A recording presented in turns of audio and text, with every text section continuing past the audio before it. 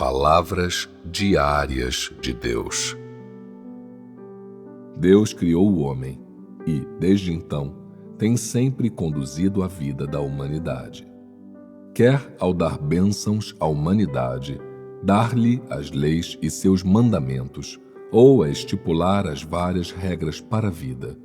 Vocês sabem quais são os objetivos pretendidos por Deus ao fazer essas coisas? Em primeiro lugar, vocês podem dizer ao certo que tudo que Deus faz é para o bem da humanidade? Sim, podemos. Vocês podem pensar que essa é uma sentença relativamente ampla e vazia. Mas, falando de modo específico, tudo que Deus faz é conduzir e guiar o homem na direção de uma vida normal. Quer seja para que o homem guarde suas regras ou respeite suas leis, o objetivo de Deus para o homem é que este não adore Satanás, não seja prejudicado por Satanás. Isso é fundamental e foi isso que aconteceu no princípio.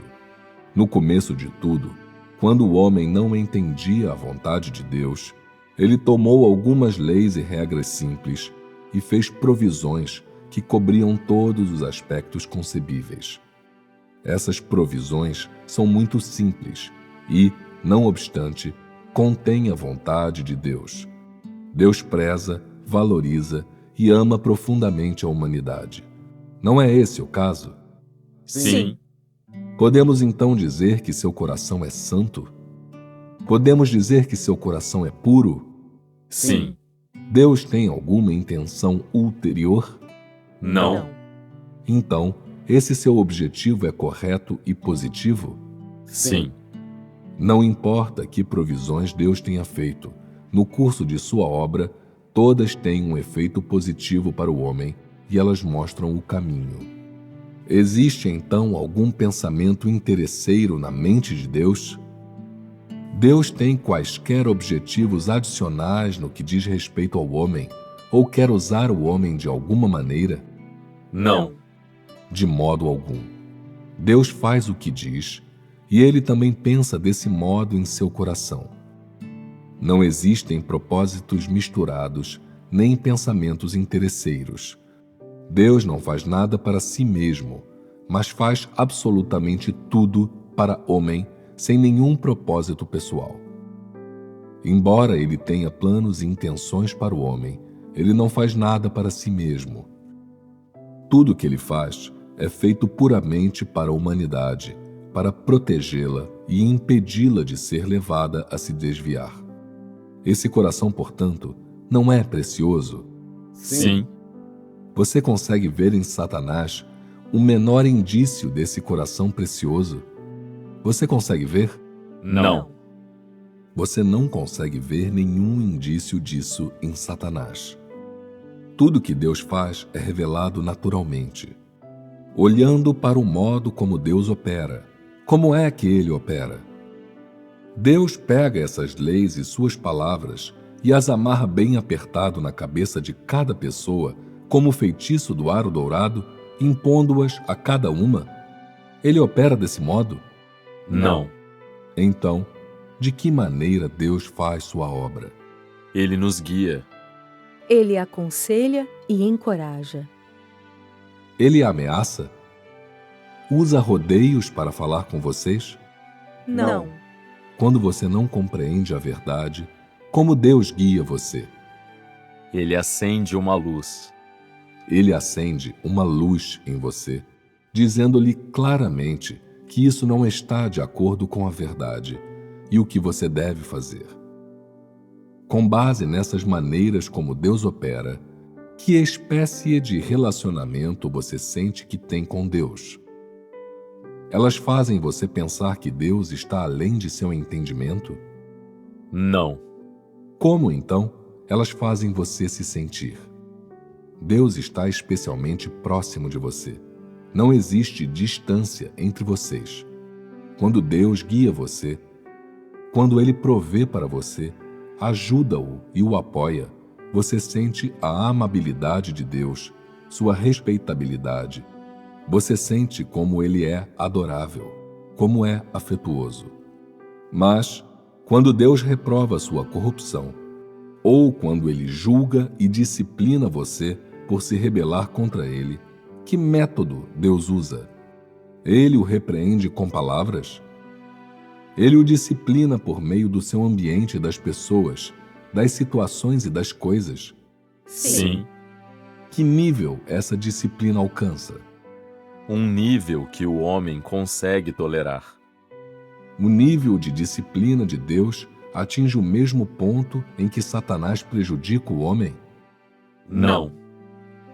Deus opera de maneira gentil, amorosa, delicada e atenciosa, uma maneira especialmente dosada e apropriada. Sua maneira não faz você sentir emoções intensas como Deus deve me deixar fazer isto ou Deus deve me deixar fazer aquilo. Deus nunca lhe proporciona esse tipo de mentalidade intensa ou de sentimentos intensos que torna as coisas insuportáveis. Isso não está correto? Mesmo quando você aceita as palavras de Deus de julgamento e castigo, como é que você se sente então? Quando sente a autoridade e o poder de Deus, como você se sente então? Você sente que Deus é divino e inviolável? Sim. Você se sente distante de Deus nesses momentos? Sente medo de Deus? Não. Não.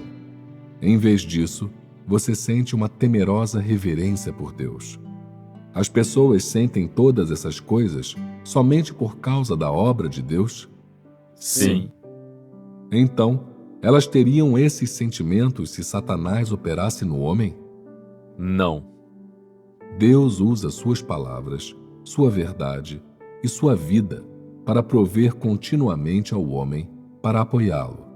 Quando o homem é fraco, quando o homem está se sentindo abatido, Deus certamente não fala asperamente, dizendo: não fique abatido.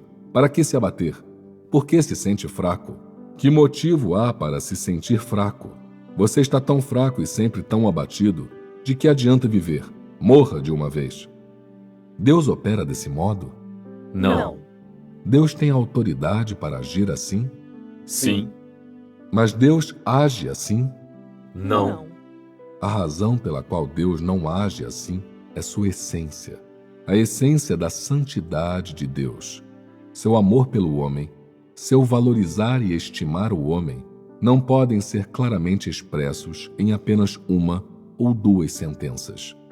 Não é algo que é ocasionado pelo vangloriar do homem, mas é algo que Deus cria na prática real. É a revelação de sua essência. Podem todas essas maneiras pelas quais Deus opera permitir que o homem veja a santidade de Deus? Em todas essas maneiras pelas quais Deus opera, incluindo suas boas intenções, incluindo os efeitos que Deus deseja alcançar no homem, incluindo os diferentes meios que Ele adota para operar no homem, o tipo de obra que realiza, o que Ele quer que o homem compreenda. Você enxergou alguma maldade ou astúcia nas boas intenções de Deus? Não. Então, em tudo que Deus faz, em tudo que Deus diz, em tudo que Ele tem em seu coração, assim como toda a essência que Ele revela, podemos chamar Deus de santo? Sim. Algum homem já viu alguma vez essa santidade no mundo ou em si mesmo? Além de Deus, você a viu em qualquer homem ou em Satanás? Não. Com base no que falamos até aqui, podemos chamar Deus de o próprio Deus único e santo? Sim.